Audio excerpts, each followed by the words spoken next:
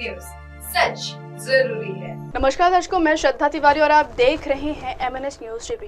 तो आइए देखते हैं आज की खास खबर। एक नजर आज की हेडलाइंस की। मॉरिशस के नेशनल डे के मुख्य अतिथि होंगे PM मोदी। पॉलिटिकल कोविड से लोकतंत्र पर खतरा। CM योगी के बयान पर झारखंड के मंत्री इरफान अंसारी का पलटवार। तो आइए देखते हैं खबरें विस्तार से। मॉरिशस के नेशनल डे के मुख्य अतिथि होंगे PM मोदी। मॉरिशस के प्रधानमंत्री नवीन राम गुलाम ने शुक्रवार को संसद में एक बड़ी घोषणा की। उन्होंने कहा कि भारत के प्रधानमंत्री नरेंद्र मोदी 12 मार्च को होने वाले मॉरिशस के नेशनल डे के कार्यक्रम में चीफ गेस्ट के रूप में शामिल होंगे। यह भारत और मॉरिशस के बीच मजबूत ऐतिहासिक और सांस्कृतिक संबंधों को अहम माना जा रहा है। PM राम गुलाम ने इसे अपने देश के लिए एक विशिष्ट सम्मान बताया है और कहा कि PM मोदी का यह दौरा दोनों देशों के लिए काफी अहम होगा। PM राम गुलाम ने संसद में घोषणा करते हुए कहा कि उन्होंने व्यक्तिगत रूप से प्रधानमंत्री मोदी को आमंत्रित किया था, जिसे उन्होंने स्वीकार कर लिया। उन्होंने संसद में कहा कि PM मोदी इतनी व्यवस्था के बावजूद मॉरिशस आने का फैसला लिया, जबकि हाल ही में उन्होंने फ्रांस और अमेरिका की यात्रा भी की थी। भारत और मॉरिशस के संबंध ऐतिहासिक रूप से गहरे रहे हैं।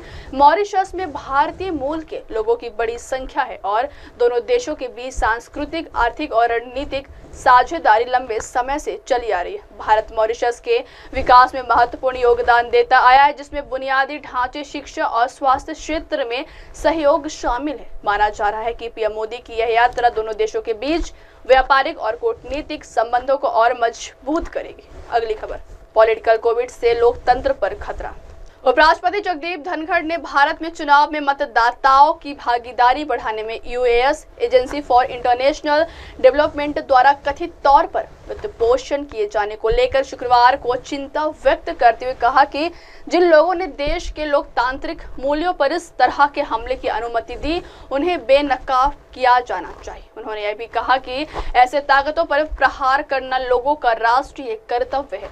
अमेरिका की मियामी में गुरुवार को एक कार्यक्रम को संबोधित करते हुए अमेरिकी राष्ट्रपति डोनाल्ड ट्रंप ने एक बार फिर भारत में मतदान में मतदाताओं की भागीदारी बढ़ाने के लिए USAID द्वारा दी गई 2.1 करोड़ अमेरिकी डॉलर की वित्तीय सहायता पर सवाल उठाए और कहा कि मुझे लगता है कि वे किसी और को निर्वाचित कराने का प्रयास कर रहे थे।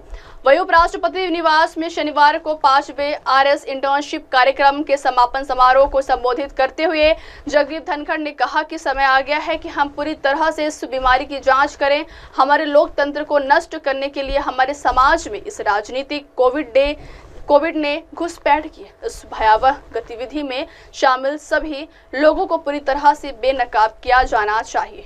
अगली खबर, CM योगी के बयान पर झारखंड के मंत्री इरफान अंसारी का पलटवार। झारखंड के स्वास्थ्य मंत्री इरफान अंसारी ने यूपी के मुख्यमंत्री योगी आदित्यनाथ की ओर से उर्दू भाषा पर दिए गए बयान की निंदा की है।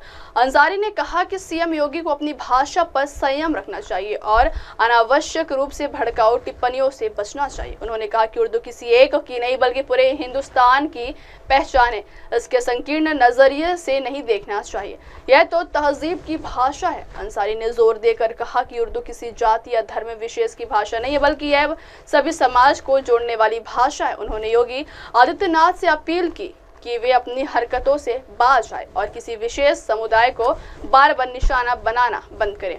उन्होंने कहा कि CM योगी को एक ही वर्ग को हमेशा टारगेट क्यों करते हैं और इसके पीछे उनकी क्या मंशा है। दरअसल हाल ही में मुख्यमंत्री योगी आदित्यनाथ ने उर्दू भाषा पर अवांछित और आपत्तिजनक टिप्पणी की थी, जिसे लेकर कई बुद्धिजीवियों और भाषा प्रेमियों ने कड़ी प्रतिक्रिया व्यक्त की। मंत्री डॉक्टर इरफान अंसारी ने इस बयान की कड़ी शब्दों में निंदा करते हुए कहा कि उर्दू एक समृद्ध सांस्कृतिक और ऐतिहासिक भाषा है, जिसे किसी विशेष समुदाय से जोड़कर नहीं देखा जाना चाहिए। अब वक्त हो चला दर्शकों ब्रेक का। ब्रेक से लौटने के बाद देखिएगा देश और दुनिया की तमाम बड़ी खबरें। बने रहिए MNS न्यूज टीवी पर। नमस्कार, नमस्ते, मैं हूं वैशाली माड़े और आप देख रहे हैं MNS न्यूज। देखते रहिए MNS। आप देख रहे हैं MNS न्यूज, सच जरूरी।